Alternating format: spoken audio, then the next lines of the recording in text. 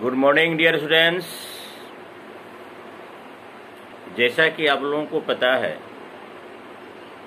FA1 examination will be start from 1 जून 2021।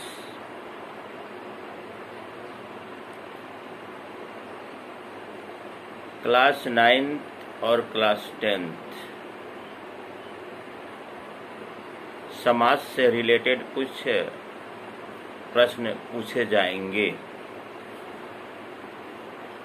जैसा कि आपके FA1 के सिलेबस के मुताबिक इसकी बहुत बड़ी संभावना है।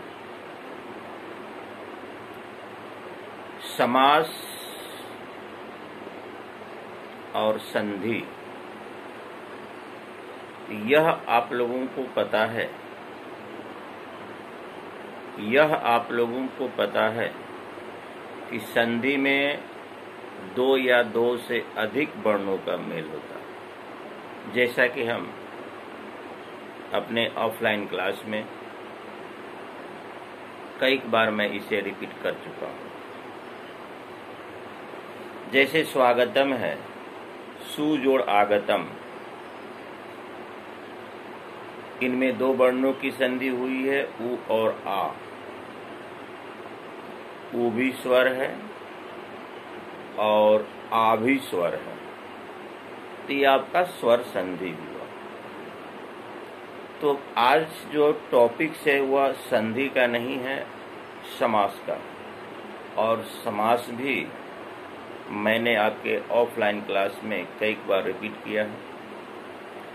तो समास में पदों का मेल होता है, समास में पदों का मेल होता है। समास में जब दो या दो से अधिक पद अपने विभक्ति चिन्ह का लोप कर देते हैं, अपने विभक्ति चिन्ह का लोप करके पूर्व पद और उत्तर पद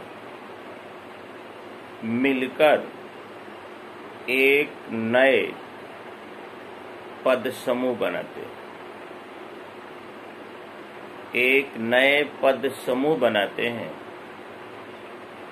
जिसे कि हम लोग समास करते हैं। जैसे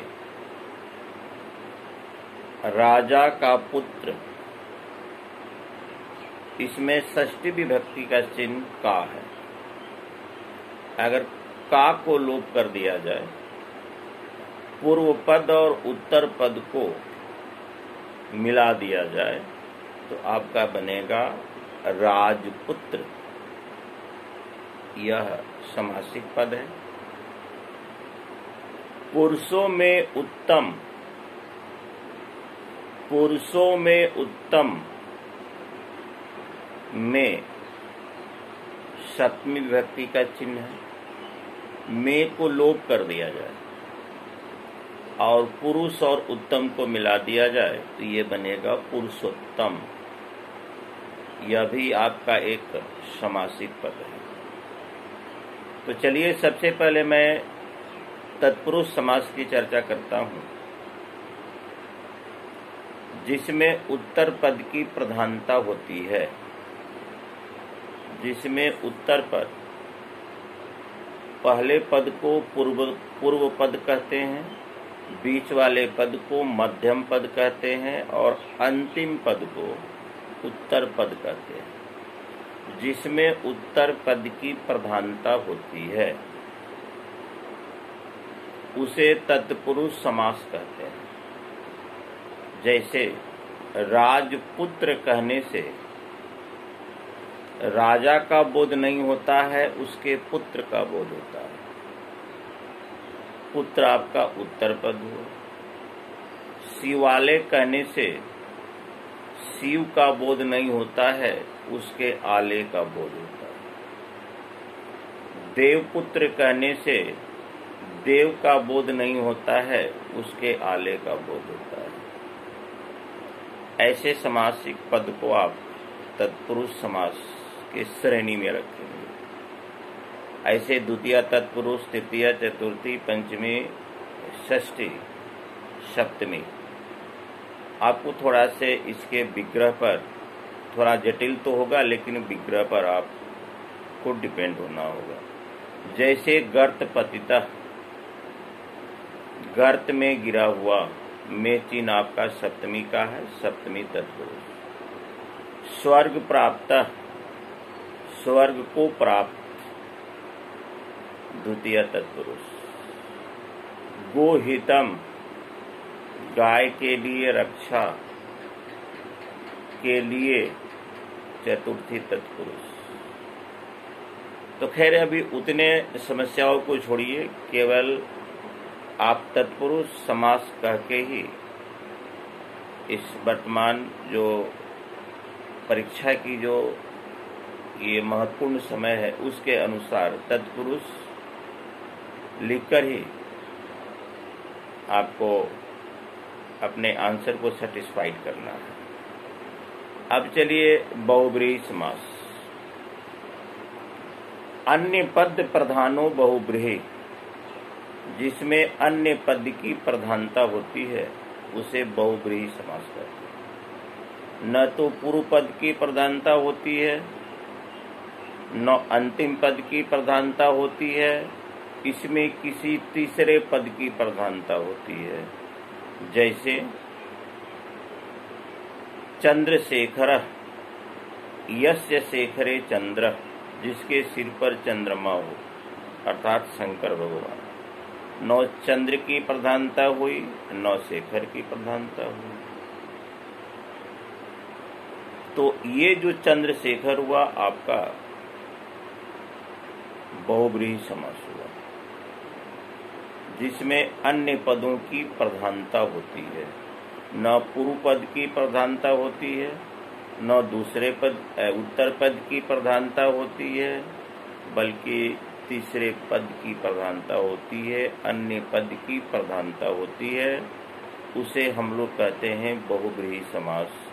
जैसे श्वेतांबर, श्वेत है अंबर जिसका, विद्या की देवी सरस्वती।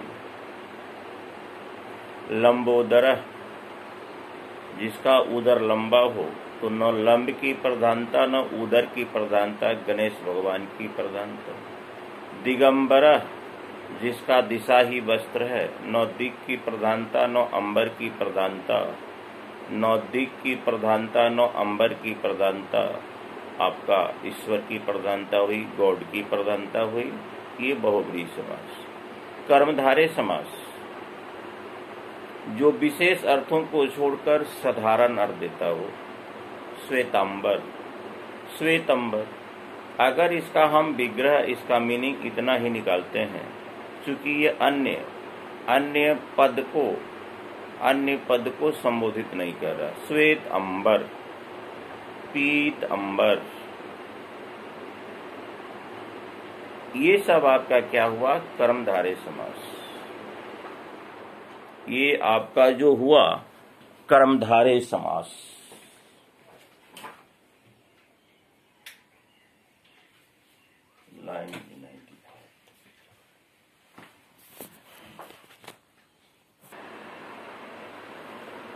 कर्मधारय समास में कर्मधारय समास साधारण अर्थों को देता है। कर्मधारय बहुब्रीहि हो सकता है, लेकिन बहुब्रीहि कर्मधारय नहीं हो सकता है। श्वेत अंबर आपने कहा तो बहुत सारे जो लोग हैं श्वेत अंबर का धारण करते हैं। पीत अंबर बहुत सारे लोग धारण करते हैं। लेकिन अगर विग्रह ऐसे करते हैं, श्वेत है अंबर जिसका अर्थ विद्या की देवी सरस्वती, तो आपका ये बहुब्रीहि समास हो जाएगा।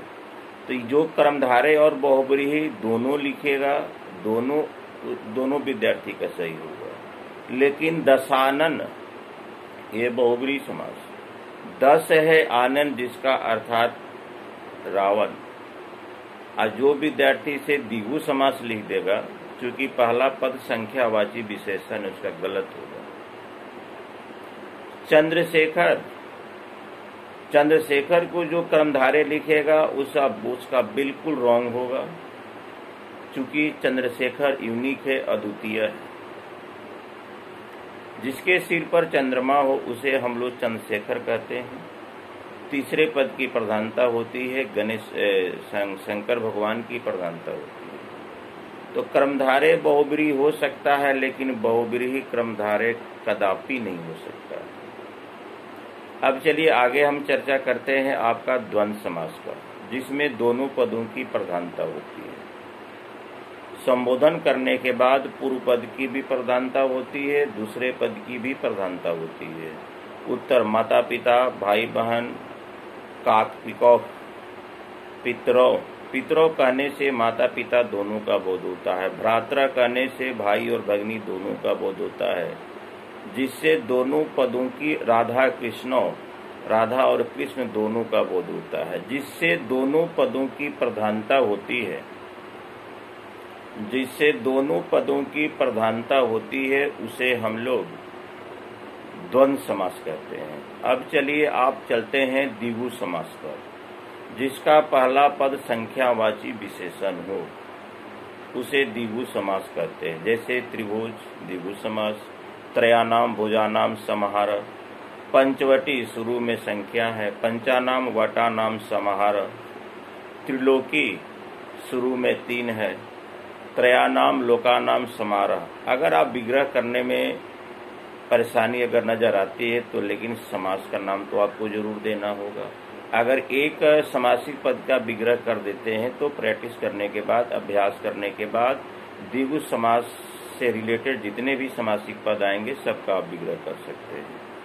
अब चलिए नए समास, जिसका पहला पद नकारात्मक हो, जैसे असत्य, अधर्म, अनपढ़, अनादर, अज्ञान, जिसके शुरू में अ रहे, अन रहे, अना रहे, लेकिन उसका अर्थ नकारात्मक होना चाहिए। असत्य जो सत्य नहीं, अधर्म धर्म नहीं, अनादर आदर नहीं। कहने का मतलब पहला जो टर्म होना चाहिए वो निगेटिव का बोध करे, उसे हम लोग कहते हैं नए समास।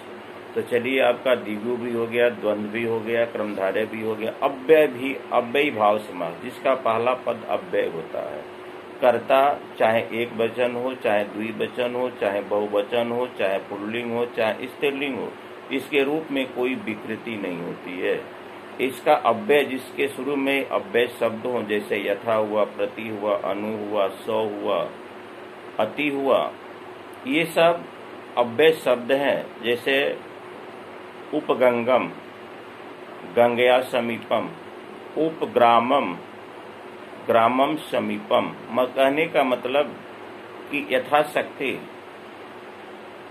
उपगंगम, उपग्रामम, हम लोग को यथाशक्ति दान देना चाहिए, सबों को यथाशक्ति दान देना चाहिए, सीता को यथाशक्ति दान देना चाहिए, मोहन को यथाशक्ति दान देना चाहिए।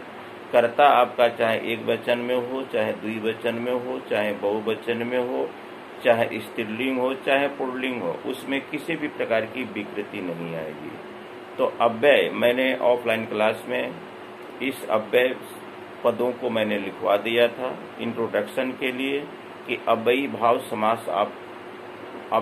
समास किसको इस श्रेणी में रखेंगे। अब चलिए अंत में आपका है मध्यम लोपी समास, जिसमें बीच का पद लोप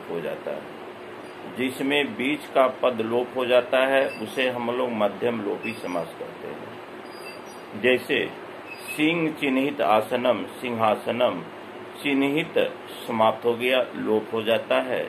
यह किस प्रकार का समास है? तो मध्यम लोपी समास है। बीच का पद जब लोप हो जाता है थोड़ा विग्रह पर डिपेंड करेगा।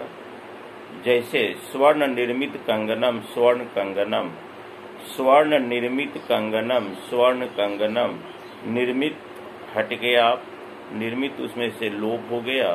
अब पूर्व पद और उत्तर पद मिलकर आपका स्वर्ण कंगनम बना रहे हैं।